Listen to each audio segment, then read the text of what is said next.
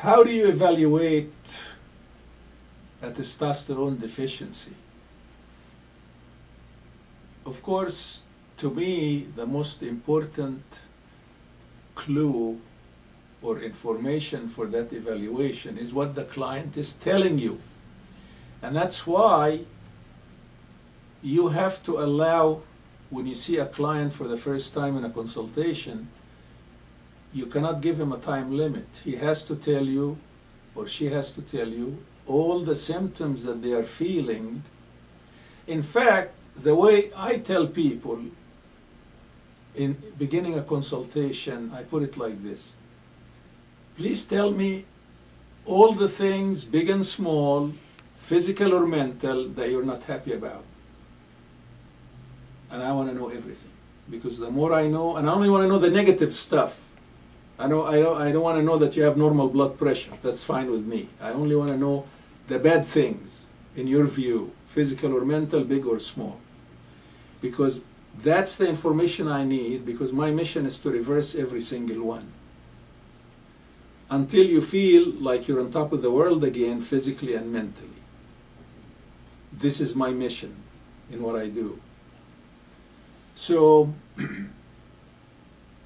the main thing in evaluation is really what the client is telling you, what he's experiencing, all the symptoms he's beginning to see usually it develops kind of slowly over a period of a few years.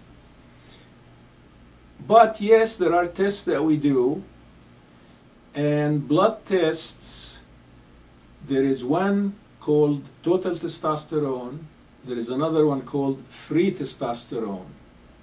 There is a third one called bioavailable testosterone, and a fourth one called percentage of free testosterone. Of all these tests, there's actually a fifth one called 6-hormone binding globulin, HSBG.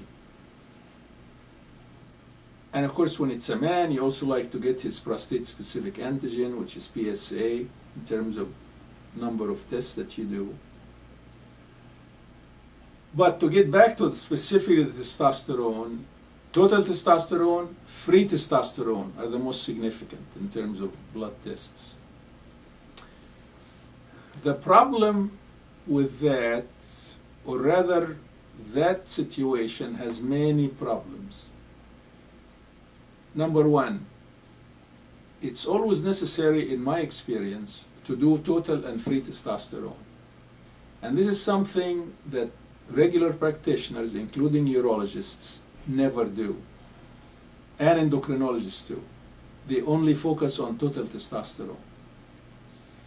The problem with that attitude is that you could miss the boat. And I see many clients who have already seen endocrinologists or urologists, didn't get satisfaction, that's why they're coming to see me.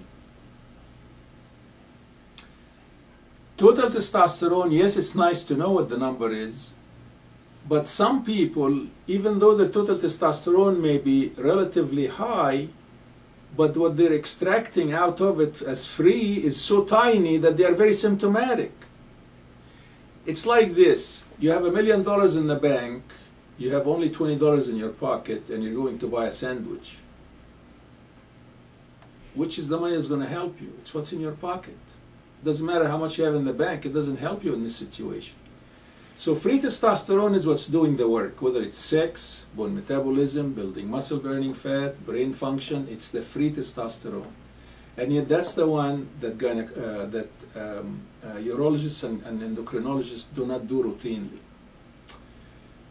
They go by the total, and if the total is above 300, the lab says normal for total is 240 to 800. So they say if it's above 300, it's normal. So here is a 35-year-old young man who's very healthy in every way, but his quality of life is deteriorating rapidly over a 2-year period. I'm just telling you a real case that came down to see me from St. Louis. And he already saw a urologist, and first mistake, the urologist only did total testosterone, no free testosterone. Second mistake, his blood level comes in 389. So the urologist says, I can't treat you, you're normal, because I don't treat anybody above 300. What about the fact that he's extremely symptomatic? He has sex problems, he has brain problems, he's unable to make muscle. I mean, but this is how it is in mainstream medicine. Everything is like God's truth is the lab numbers. It's not. God's truth is what the patient is telling you. It's a lot more significant than any lab. So sure, you get the lab tests, but the lab test is like background music. It should never be considered the gospel truth that you're going to have everything depend on. And when you do that, you miss the boat. And that's how I get a lot of these people who have seen urologists and endocrinologists, because they're not doing the right thing. There's no satisfaction. They didn't fix the problem. So the person looks around like, where else can I go? And thank God in this day and age for Googling, they look around, and most of the time they see a website, they call up the place, and that's how they come to us for this very frequently. So free testosterone is where the action is. As a matter of fact, because of my very big experience of seeing thousands of people with low testosterone, I even have a dozen cases. I just saw one last Friday whose total testosterone is in the 800s. We say, my God, it doesn't get any better than this. But he was symptomatic. Why? Because his free testosterone was so tiny.